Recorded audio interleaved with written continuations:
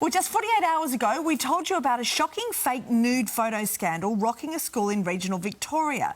Well, now this humiliating and criminal form of bullying has struck New South Wales. A male student at Hunter School of Performing Arts on the state's north coast has turned innocent images of girls as young as 12 into explicit photographs using artificial intelligence.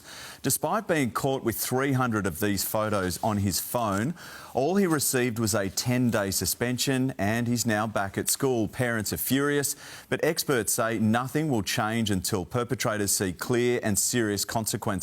Well, let's bring in cyber safety expert Susan McLean now and adolescent psychologist Deirdre Brander. Morning to you both. Susan, to you first. A 10-day suspension for something like this. The thing that bothers me most about that is that the victims of this crime have now got to be in school and seeing this person on a daily basis.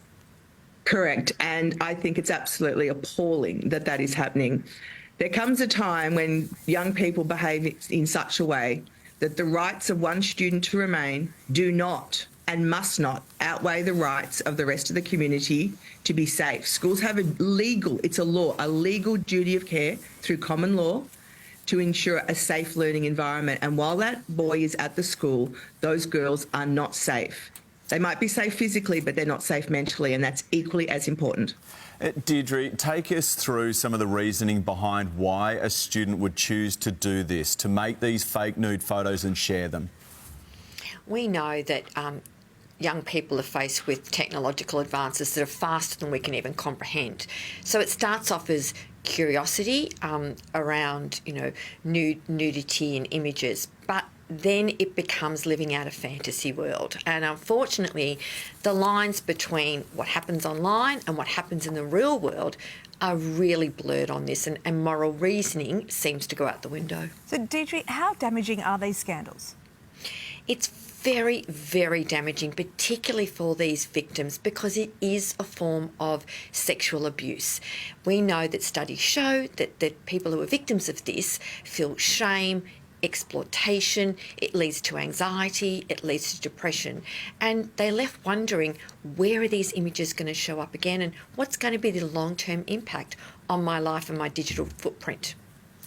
Susan, if students decide to do this type of behaviour, fake or not, could they be charged?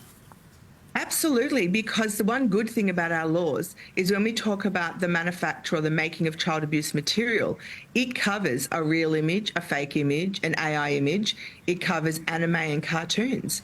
And last night I read an article about a Sydney bartender, an adult, so it's not just a kid thing, who did this to female friends of his, and he is now going to jail. Wow. Deirdre, laws and regulations are going to take a long time to control this situation. What can people do to help now? It's critical that as parents we start to have these conversations. Don't wait for an expert. Sit down and have calm conversations, not lectures. It's about empowering our children. It's not about scaring them, because whether they are a victim or a bystander, we need them to know that they can come to us with what's going on. We can have conversations about this, and it doesn't mean that we're going to take their phone off them. Tech companies, social media companies need to come to the party as well. Susan, Deirdre, thanks for your time. Thank you. Pleasure.